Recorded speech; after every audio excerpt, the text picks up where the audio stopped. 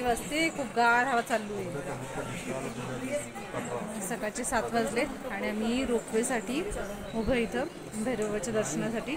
आणि खूप थंड हवा आहे, त्याच्यामुळे मी टोपी शॉल वगैरे घेतलेली आहे. गार लागते. आणि रोपवेमधून जाणार आहे मी भैरवाच्या दर्शनाला. गर्दी पण आहे तशी. हॅलो नमस्कार, तुम्हा सर्वांचं पुन्हा एकदा एका नवीन ब्लॉगमध्ये खूप खूप मनापासून स्वागत. तुम्हाला माहितीच आहे मी वैष्णोदेवी यात्रेला आलेले आहे आणि काल रात्री आम्ही वैष्णोदेवी दर्शन केलं, वैष्णो मातेचं दर्शन केलं आणि रात्री खूप उशीर झाला होता, त्याच्यामुळे पुढचं शूट झालं नाही. आणि खूप थंडी होती. बाहेर मंदिराचा जो बाहेरचा परिसर होता तिथेच आम्ही थांबलो. थंडी तर फार होती आणि गर्दी सुद्धा खूप होती. मग आम्हाला खाली यायचं म्हटलं तर मग भैरवाबाचं दर्शन झालं नसतं, त्यामुळे आम्ही रात्री मंदिराच्या परिसरामध्ये तिथंच वरती थांबलो.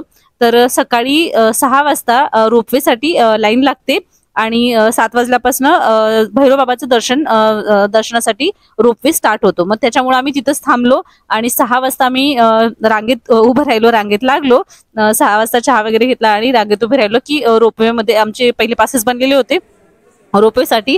आणि तिथं काही म्हणजे ठराविक लोकांना तितक्या घेऊन जातात रोपवेमध्ये. आणि मग त्यासाठी आम्ही तिथं लाईनमध्ये लागलेलो होतो की दर्शन होईल भैरवबाबाचं म्हणून. आणि खड्या पायऱ्या सुद्धा होत्या तिथं, पायऱ्याने पण जाऊ शकतं आणि रोपवेने सुद्धा जाऊ शकतं. पण आमचं रोपवेचं आम्ही बुकिंग केलेलं होतं, त्यामुळे आता चाललोय आम्ही रोपवेसाठी.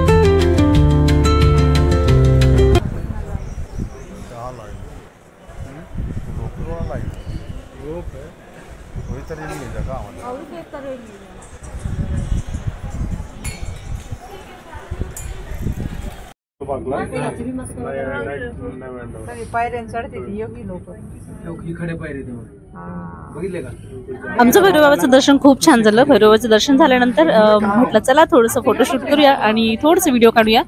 तर त्या डोंगरावरून खाली बघताना हा डोंगर इतका सुंदर दिसत होता आणि आत्ताशी कुठं दिवस उगायला सुरुवात झाली होती, त्याच्यामुळं जे सूर्यकिरण आहे डोंगरावर बघा हे सुंदर दिसत होते. आणि खरं सांगू का थंडी फार आहे इथं आणि त्यामुळे सगळ्यांनी स्वेटर वगैरे घातलेले दिसत असतील. पण हे डोंगर वगैरे बघताना खूप छान वाटत होतं. म्हणजे कालपासूनचा जो थकवा होता ना तो आता नाहीसा झाल्यासारखं वाटत होतं बिलकुल. कारण काल संध्याकाळपासून आम्ही चढत होतो डोंगर आणि नंतर मग रात्री दर्शन झाल्यानंतर थोड्या वेळ एका ठिकाणी बाहेरच परिसरात बसावं लागलं, कारण आम्हाला भैरवबाबाचं दर्शन घ्यायचं होतं सकाळी त्याच्यामुळं. आणि मग आता भैरवबाबाचं दर्शन पण झालं, इतकं छान व्ह्यू बघायला मिळाला, थोडंसं फोटोशूट सुद्धा झालं आणि आता खूप छान वाटतं, एक एनर्जी आल्यासारखी वाटते.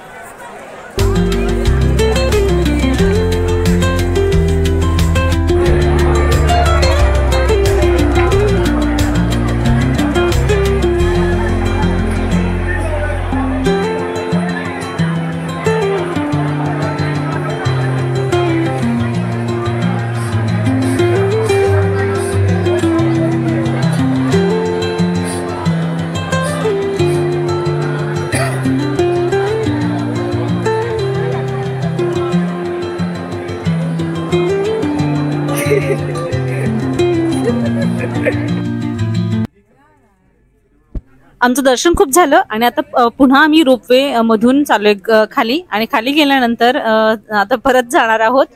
तर बघूया कसं जाणं होतंय, पायी जातोय का. शक्यतो आम्ही पायी वरती आलो तर त्याच्यामुळे पायीच खाली जाणार आहोत. खूप दमायला होतं, पण बघूया कसं जमतंय ते. इथं ना घोडे आणि पालखी ह्या दोन्ही गोष्टी मिळतात, आणि घोड्यांचे आणि पालखीचे दोन्हीचे रेट ठरलेले असतात.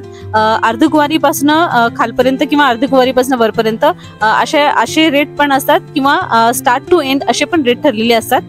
तर जे पालखीचे रेट आहेत जे खालून वरपर्यंत, तर त्याचे रेट आहेत 3150 रुपये पालखीचे, आणि जे घोड्यांची रेट आहेत ते 1200 रुपये आहेत. अशा पद्धतीने घोडे मिळतात, आणि वॉकर वगैरे पण असतात तिथं. लहान मुलांसाठी वॉकर सुद्धा मिळतात. तर ज्यांची कॅपॅसिटी नाही चालण्याची, तर अर्ध्यातून पण ते करू शकतात, घोडे किंवा पालखी, आणि वॉकर पण ते घेऊ शकतात. तर अशा पद्धतीने आपण म्हणजे वरती आपण दर्शन घेऊ शकतो. पण शक्यतो एका साईडने जर समजा आपल्याला पालखी किंवा घोडे करता आले तर ठीक आहे, आणि एका साईडने आपल्याला पायी चालता आलं तरी ठीक आहे. अर्ध्यातून सुद्धा आपल्याला मिळतं दर्शन. पण त्यासाठी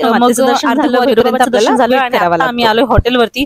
आता खूप दमायला झालो होतो, खूप दमलो होतो आम्ही, आणि आता हॉटेलवरती आल्यानंतर आमच्याकडे थोडासा वेळ होता, आणि त्याच्यासाठी मग एक गादी मागवली, आणि शांतपणे म्हटलं आता झोपून घ्या, थोडा वेळ आराम करूया, आणि त्यानंतर मग संध्याकाळी जेवायला जाऊया. अक्षरशः आम्ही इतकी थकून गेलो होतो की भूक सुद्धा लागली नाही. असं वाटायचं की जेवायला नको, आता गुपचूप झोपून घेऊयात, कारण रात्री अख्खी रात्रभर आम्ही जागे होतो. त्यामुळे म्हटलं चला आता आराम करूया. तर फ्रेंड्स, हा होता आजचा व्हिडिओ. तुम्हाला सर्वांना कसा वाटला ते प्लीज मला नक्की सांगा, छान छान कमेंट करा, आणि जर चॅनलवरती नवीन असाल तर चॅनलला सबस्क्राईब सुद्धा करा. तर जर व्हिडिओ आवडलास एक लाईक नक्की करा, कारण तुमचे जे कमेंट येतात त्या कमेंट ऐकून, वाचून, बघून मला खूप आनंद होतो. त्यांचा रिप्लाय द्यायला मला फार आवडतं. तर चॅनलला कमेंट नक्की करत चला. तर हे बघा, आम्ही संध्याकाळी आता जेवायला आलोय, आणि संध्याकाळच्या जी परत जाण्याची गाडी होती संध्याकाळची होती माझ्या बहिणीची. माझी बहीण, आई वगैरे संध्याकाळी परत जाणार होते. मी आजची रात्र आम्ही इथं थांबणार होतो, कारण आमचं जी बुकिंग आहे ते नेक्स्ट डेचं होतं, आणि माझ्या बहिणीचं बुकिंग आहे ते आजचं होतं. त्यामुळे आम्ही जेवण वगैरे करतोय, आणि जेवण झाल्यानंतर बहीण वगैरे हे सगळेजण जाणार आहेत पुन्हा जम्मूला. जम्मूतून ट्रेन पकडणार आहेत, आणि मी उद्या जाणार आहे. तर चला उद्या भेटते, तोपर्यंत बाय.